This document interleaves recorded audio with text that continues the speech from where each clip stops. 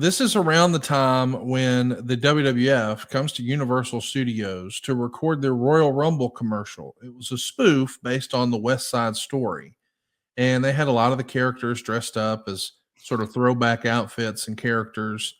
And this is happening in Universal Studios where you guys are doing your show.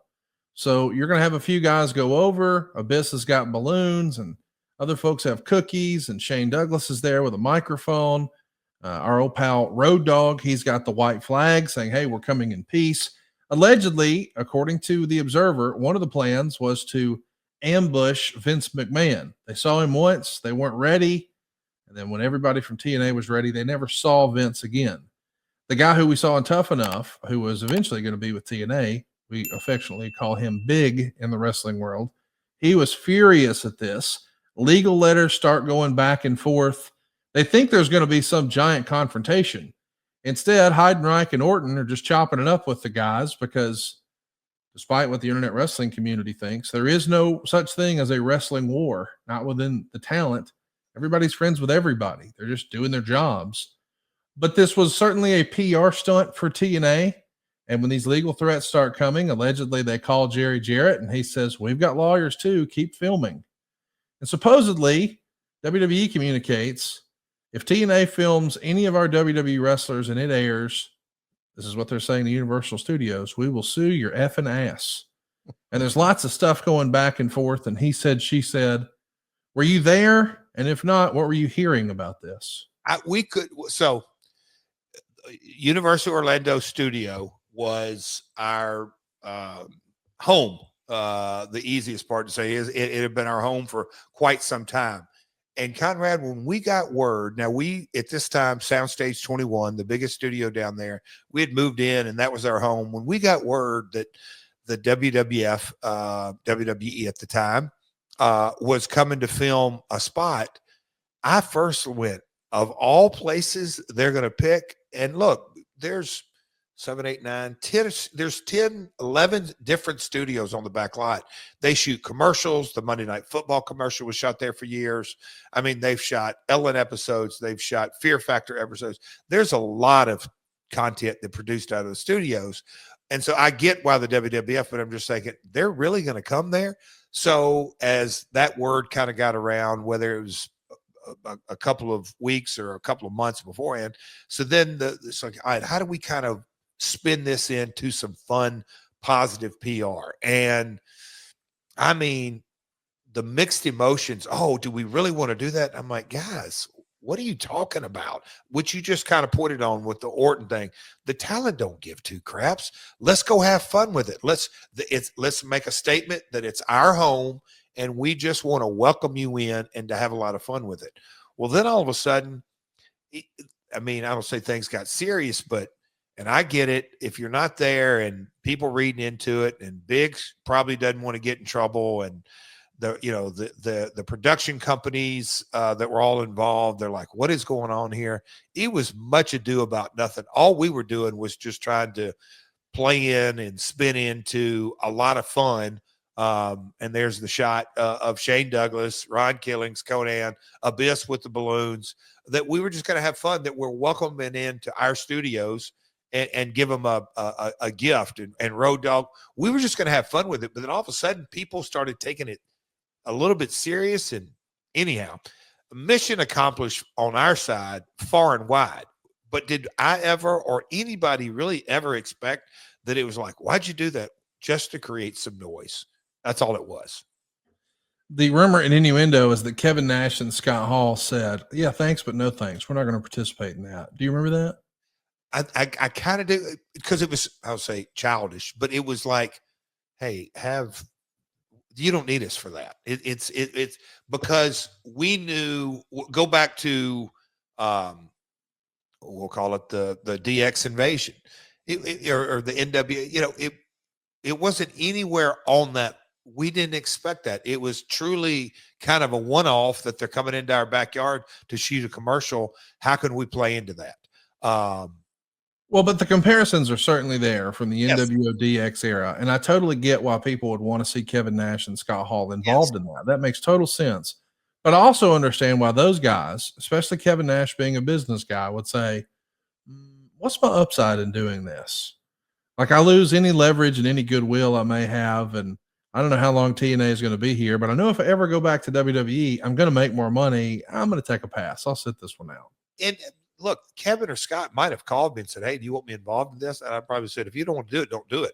I mean, we're just going to have fun with it. Well, we got to talk about something that maybe wasn't all that fun. There's a report here that the NWA Florida group, how am I saying this guy's name? Ron Niemi, or how do you say his last name? Niemi, I think Ron Niemi. Okay. Ron Niemi is apparently saying, we're not coming back to TNA. I'm not bringing any more enhancement talent. Apparently, the booking fee for those guys was $100, and TNA had defended that because they said, hey, a lot of these guys only make $25 when they work a weekend show.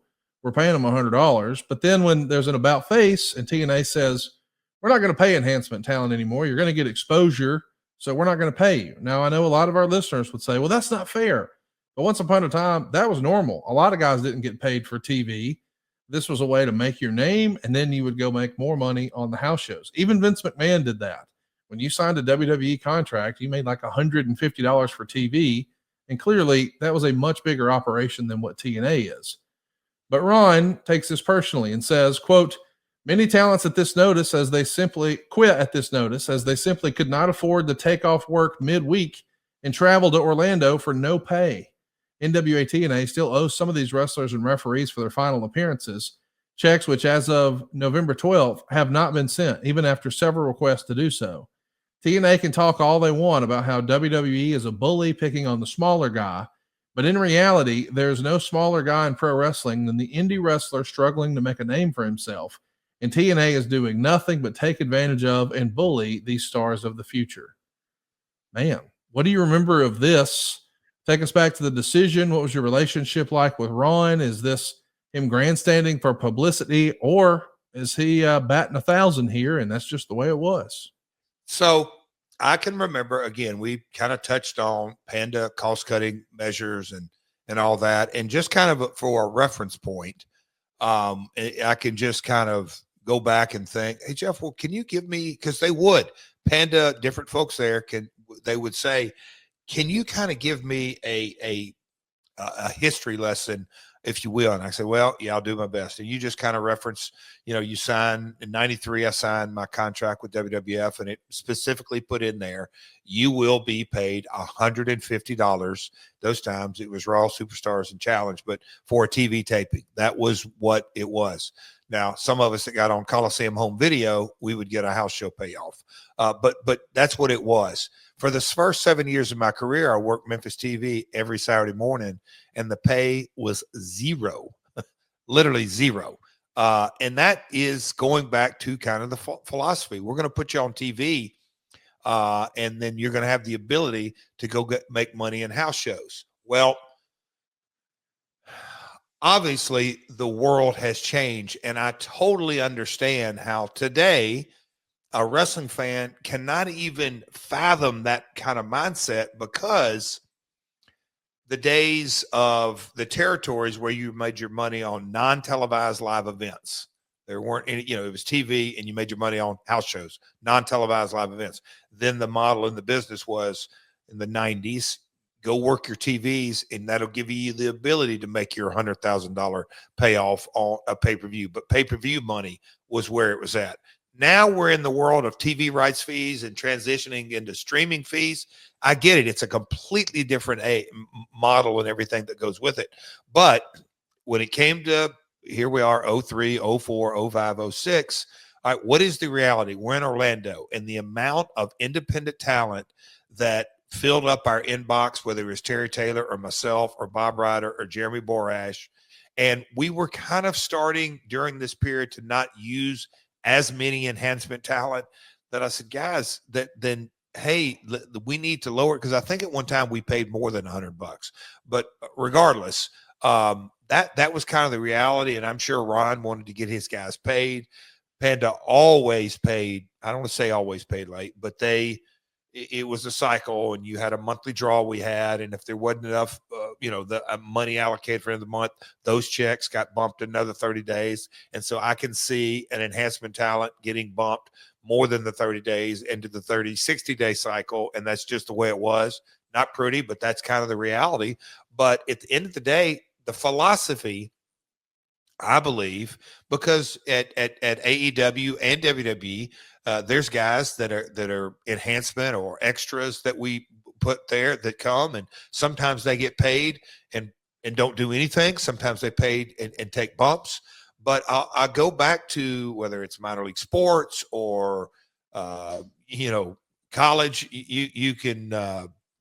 If you want to be a doctor, you got to go do your internship. There ain't a lot of money in that either. Matter of fact, school, you got to pay to go to school. So it's all kind of in the philosophy of digging into the business and what you want out of it.